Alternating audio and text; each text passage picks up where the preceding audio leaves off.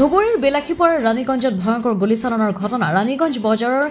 SBR CSP দুৰ্বৃত্তৰ ধাৰাসাৰ গুলীবৰ্ষণ বাইকত অহা তিনি দুৰ্ধৰ্ষ দুৰ্বৃত্তৰ ধাৰাবাহিক গুলীত গুৰুতৰভাৱে আহত হৈছে তিনিজন গুলীবিদ্ধ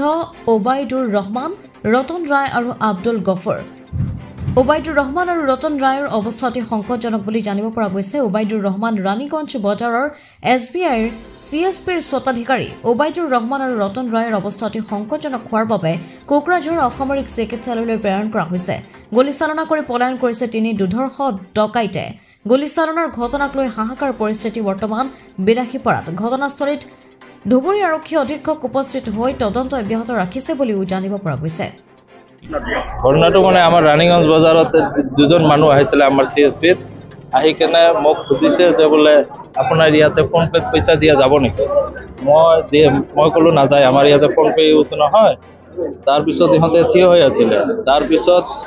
আমি 4-5জন মান আছিলোঁ ভিতৰত মোটামুটি 15-20 মিনিট মান ইহঁতে আছিলে তাতে থিয় হৈ আছিলে তাৰপিছত যেতিয়া আমি বাহিৰত ওলাব মানে চাহ খাব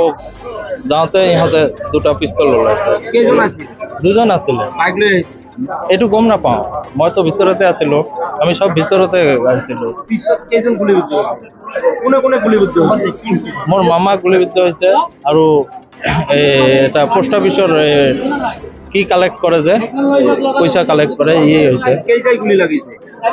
মোৰ মামাৰ দুটাইত গুলি লাগিছে আৰু এই ল'ৰাটোৰ এটাইত গুলি লাগিছে ওবাইদুৰ ৰহমান আৰু এজনৰ নাম ৰতন বৰ্মন